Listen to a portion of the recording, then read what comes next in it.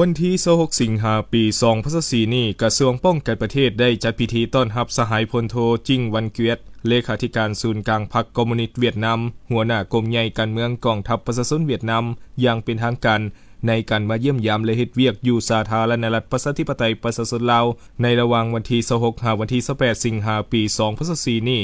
โดยมีสหายพลโทศาสตราจารย์ปริญญาเอกทองลอยศิริวงศ์กรรมการศูนย์กลางพรรครองรัฐมนตรีกระทรวงป้องกันประเทศหัวหน้ากรมใหญ่การเมืองกองทัพประชาชนลาวพร้อมด้วยนายทหารขั้นสูงกองทัพประชาชนลาวให้เกียรติต้อนรับ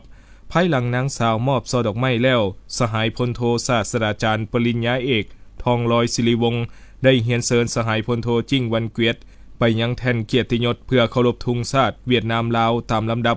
จากนั้นพลโทศาสตราจารย์ปริญญาเอกทองลอยศิริวงศ์ก็ได้เฮียนเชิญสหายพลโทจิ้งวันเกวียตกวดแถวกองเกียรติยศพร้อมทั้งรับคำอวยพรจากผู้บัญชาการ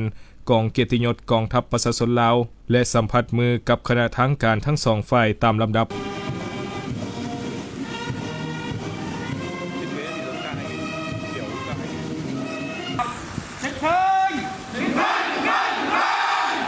โอกาสนี้สองฝ่ายได้พบปะแลกเปลี่ยนตีราคาคืนสภาพเวียกงานซึ่งกันและกันในปัญหาที่สองฝ่ายมีความสนใจร่วมกันและสองฝ่ายได้เห็นดีเป็นเอกภาพเพิ่มทวีร่วมมือช่วยเหลือซึ่งกันและกันการแลกเปลี่ยนคณะผู้แทนไปมาเยี่ยมยามถอดถอนบทเรียนซึ่งกันและกันตามแผนการร่วมมือประจำศกปี2024 5ปี2025สืบต่อก่อสร้างบำรุงพนักงานให้แก่กองทัพประชาชนลาวและก่อสร้างพนักงานเวียดนามด้านภาษาลาวให้กองทัพประชาชนเวียดนามตามอนุสัญญาของสองกระทรวงป้องกันประเทศลาวและเวียดนามแลกเปลี่ยนด้านเวียกงานโฆษณาซึ่งกันและกันโฆษณาเผยแพร่เอกสารสำคัญหนังสือพิมพ์วิทยุโทรภาพศิลปะหอพิพิธภัณฑ์และอื่นๆสืบต่อการร่วมมือซอกค้นอธิทหารอาสาสมัครและเสี่ยวซานเวียดนามที่เสียสละชีวิตในสมัยสงครามอยู่สาธารณรัฐประชาธิปไตยประชาชนลาวคืนสู่ประเทศสืบต่อปรับปรุงพื้นฐานโครงร่างโรงเรียนวัฒนธรรมชนเผ่ากองทัพประชาชนลาวงวดที่2พร้อมนั้นยังได้เสนอคณะปฏิบัติงานพิเศษรัฐบาลเวียดนาม